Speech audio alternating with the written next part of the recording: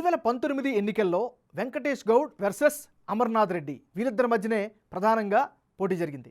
ఆ ఎన్నికల్లో వైఎస్ఆర్ కాంగ్రెస్ పార్టీ ఏకంగా అనూహ్యమైనటువంటి ఓట్ షేర్ని 54% దక్కించుకుంటే తెలుగుదేశం పార్టీకి కేవలం 40% ఓట్ షేర్ మాత్రమే వచ్చింది. జనసేనకి 2%, ఇతరులకు 4% ఓట్లయితే పోలాయి. అంటే గత ఎన్నికల్లో పలమనేరు సెగ్మెంట్లో వైసీపీ విజయదుందుబి మోగించింది. వైసీపీ నుంచి పోటీ చేసిన వెంకటేష్ గౌడ 54% ఓట్లతో గెలిచారు. అదే సమయంలో టీడీపీ నుంచి పోటీ చేసిన అమర్నాథ్ రెడ్డి 40% ఓట్లు మాత్రమే సాధించగలిగారు. జనసేన కేవలం 2% ఓట్లకే పరిమితమైంది. ఇతరులకు 4% ఓట్లు వచ్చాయి. మరి వచ్చే ఎన్నికల్లో పార్టీలు అభ్యర్థుల ప్రభావం పలమనేరు అసెంబ్లీ సెగ్మెంట్లో ఎలా ఉండబోతోంది? ప్రజల స్పందన ఏమిటి? Big TV exclusive detailed election సర్వేలో వెల్లడైనటువంటి అభిప్రాయాలను ఇప్పుడు పరిశీలిద్దాం. ఇక అభ్యర్థుల వారీగా బలాబలాలేంటో ముందుగా పరిశీలిద్దాం. ముందుగా వైసీపీకి చెందినటువంటి వెంకట గౌడకి సంబంధించిన ప్లస్ పాయింట్స్ను పరిశీలిస్తే ఏడాది నుంచి గ్రౌండ్ వర్క్ అయితే మొదలుపెట్టారు, క్షేత్రస్థాయిలో పనిచేస్తున్నారు. ఇది ఆయనకి కలిసి వచ్చే అంశం. ఇక ప్రజల్లో కేడర్లో మంచి ఇమేజ్ని అయితే మెయింటైన్ చేస్తూ వస్తున్నారు. ఇది కూడా కలిసి వచ్చేటటువంటి మరొక ఫ్యాక్టర్. ముఖ్యంగా హంద్రినివా ప్రాజెక్టు ఫలితాలు ఇచ్చే అవకాశాలు కనిపిస్తున్నాయి కాబట్టి ఇది కూడా ఆయనకి ప్లస్ అయ్యే అవకాశం ఉంది. ఇక అర్హులైన వారికి సంక్షేమ పథకాలు అందించడంలో కూడా ఆయన ముందుంటున్నారు. ఇవన్నీ కూడా ఆయనకి పాజిటివ్ ఫ్యాక్టర్స్గా ఉండే అవకాశం కనిపిస్తుంది. మరి వెంకటగౌడ్కి సంబంధించి మైనస్ పాయింట్స్ ఏంటో పరిశీలిస్తే ప్రజల్లో యాక్సెస్ ఇంకా పూర్తి స్థాయిలో పెంచుకోకపోవడం ప్రధానమైనటువంటి మైనస్గా కనిపిస్తుంది. నెక్స్ట్, జగన్ పెద్దిరెడ్డి వేవ్ పైనే ఎక్కువగా ఆధారపడాల్సినటువంటి పరిస్థితి. ఇంకో ముఖ్యమైనటువంటి అంశం, వ్యాపార కార్యకలాపాలతో బిజీగా ఉండడం కూడా రాజకీయంగా కాస్త మైనస్ అయ్యే అవకాశం కనిపిస్తుంది. ఇది ఈయనకి సంబంధించినంత వరకు ఉండే పాజిటివ్స్, మైనస్లు.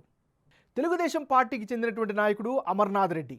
మరి అమర్నాథ్ రెడ్డికి కలిసి వచ్చే అంశాలేంటి పరిశీలిస్తే పలమనేరు జనానికి ఎప్పుడూ అందుబాటులో ఉంటారు. ఇది ఆయనకి ప్రధానమైనటువంటి బలంగా చెప్పుకోవచ్చు.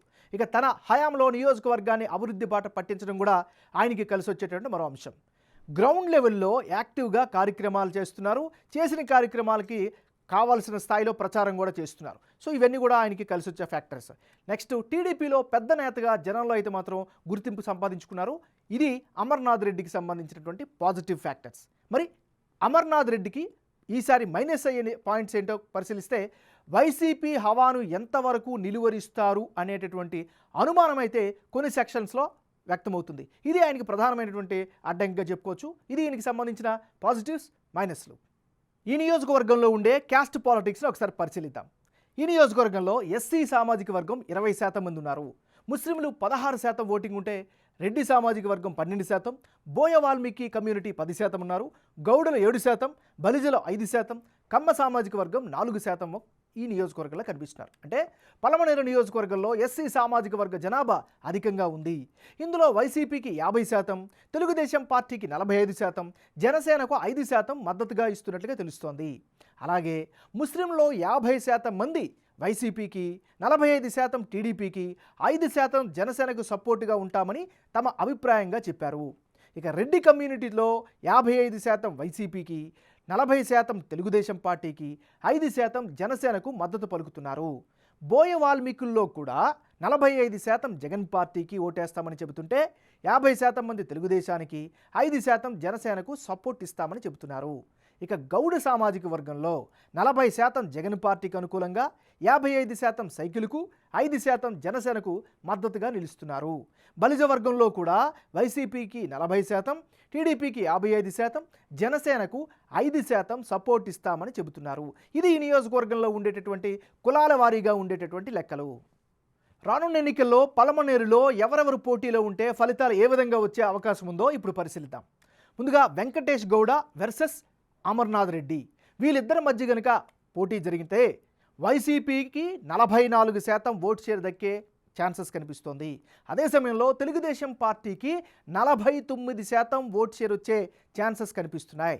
ఇతరులకు 7% ఓట్ షేర్ దక్కే అవకాశాలు కూడా ఉన్నాయి. అంటే ఇప్పటికిప్పుడు ఎన్నికలు కనుక ఈ నియోజకవర్గంలో అంటే పలమనేరులో నియోజకవర్గంలో కనుక జరిగితే టీడీపీకి ఎడ్జు కనిపిస్తున్నట్లు బిగ్ టీవీ సర్వేలో తేలింది. వైసీపీ అభ్యర్థికి 44% ఓట్లు వచ్చే ఛాన్స్ ఉందా? టీడీపీ అభ్యర్థి అమర్నాథ్ రెడ్డి 49% ఓట్లు రాబడుతున్నారని సర్వేలో తేలింది. ఇతరులకు 7% ఓట్లు వచ్చే అవకాశాలున్నాయి. ఓవరాల్గా టీడీపీకి పలమనేరులో గెలుపు అవకాశాలైతే ఎక్కువగా కనిపిస్తున్నాయి.